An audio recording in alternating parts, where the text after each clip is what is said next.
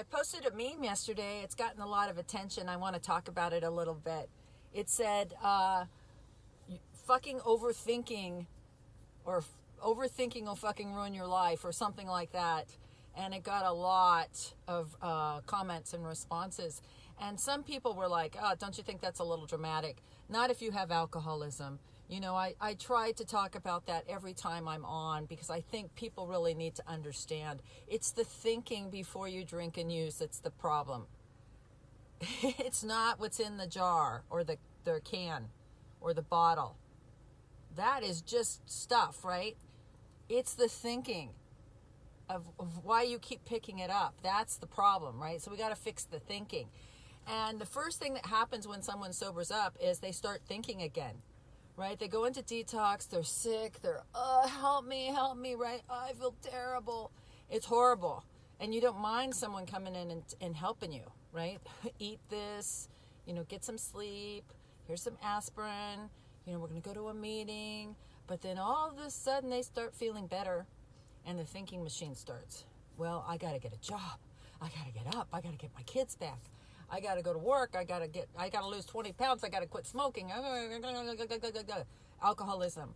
That overthinking will kill you. That overthinking will take you right back around to drinking again.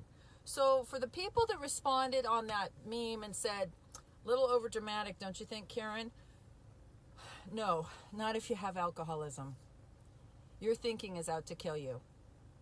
Overthinking will kill you. So a whole bunch of people asked me, how do you stop from overthinking, right? And not just people with alcoholism, because, see, alcoholism is a mental illness, but it's not the only mental illness. Mental illness in general is the thinking, right? That's the illness, is in your mind. So how do you stop that? If you could stop half of that thinking, I mean, look at OCD. That's an obsessive compulsive disorder. It's the thinking that's the problem there, right? It's consistent that if I could change my thinking, I got a chance. Now, some people, it's complicated, and some people need medicine, and some people just have, like me, I have mental illness, but not enough that I need to be medicated, right? I have some paranoia, I think everybody does, right? But maybe mine's a little bit more because I have alcoholism, so I'm very sensitive. I'm irrational. I'm either, one way or the other. I get fear, anxiety, right? That kind of stuff, prone to depression. That's all alcoholism. And other people have it without alcoholism. They suffer from anxiety and depression, and it's the thinking. They start thinking about the future. They start thinking about the past. So there's a couple things you can do. People ask me, how do I not overthink? Right? How can I stop this circus in my head? There's 2 things you can do, and they're free. And you can do it right now. Right now, easy schmeezy. No training, no courses, no webinars. This is it, okay? 1, stay in the moment. When your head is overthinking, you are thinking about the future. You're thinking about shit that's going to happen or not happen. Most of it won't. You're making it up in your head. You're in the future, causing anxiety, or you're looking in the past and you're going over it again and again and again. That's depression. That's depression. Depression and anxiety means you are not in the moment. I need you to get in the moment. How do you do that? First, look at your feet. Where are your feet at? Look at your hands. Where are your hands at? When I start overthinking and I get myself in these things like almost a panic attack, I start to panic. I can, it's something that happens. If you've never had it happen, it's hard to explain, but it's almost like a train that's taking off and you can feel it taking off and you're like, oh shit. And you can't stop it. It's a physical thing that's happening. And it starts in here, right? So first thing I do is look at my hands. Right? There's some other tricks that have worked. I've worked with people with more severe mental illness. There's grounding techniques like, okay, look at something. Can you see something? Look at something green. Okay, I see it. Can you smell something right now? Yes. Yes, chocolate. Okay, can you taste something right now? Can you feel something right now? Okay, yes. And it starts grounding you. It starts bringing you back to where you are. That's why those little things work. Okay, can you look and see something? Can you feel something?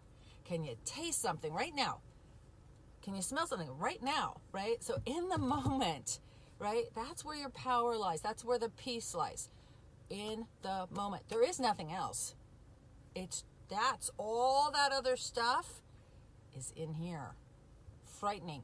Okay, that's one thing. Second thing, will not fail you at all. Might take some practice. If you want to get out of your head, if you are overthinking and you start to panic, you have to switch your thinking to someone else. You have to think of someone else right away. When I start to panic and go down, I've had some terrible experiences in my life, and I've had to show up for them.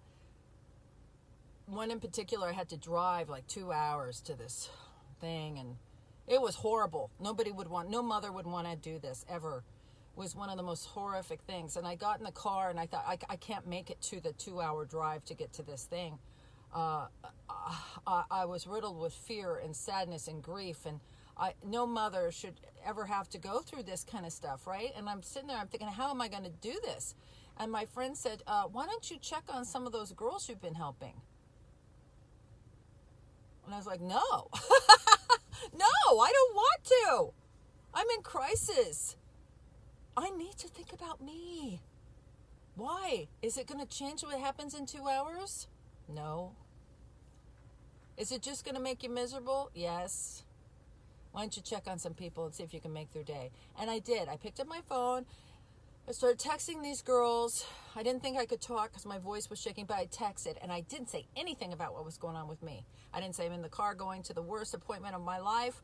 I'm not, nothing about me. How are you? How are you doing on your steps? Where are you at? How's your dog feeling today? Right? How are the kids doing? How are you feeling? How was the dentist appointment? And I just started firing them off, and all of a sudden we were there. We were at the appointment. And I went in, and I continued that, and then I was getting texts, and I continued, like I was right in the moment with these girls. And the worst I didn't even have to go into the appointment. They came out and said, we don't need you after all. You can go. And I was like, oh my God, right? So I could have sat in my head and gone crazy and scared the shit out of myself about something that didn't even happen. I didn't even have to participate in. Or I focused my attention on someone else. I am guaranteeing you, if you are in the grocery store and you start to panic, try to help a little old lady with her cart. Fucking force yourself. Do something for someone else. Think about someone else, right? You have to. You got to do something. Get up and do the dishes. Do something to interrupt that thinking. And then get in the moment. I'm in the moment. Everything right now is fine, right? Everything is okay. That is the number one cure. And I know people are going to say, well, that's not helpful to me at all. It is helpful. It is helpful. Try it. Just try it. Don't react to everything. That's, I guess, number 3. Don't react. Step back. Okay? Don't need to overthink things.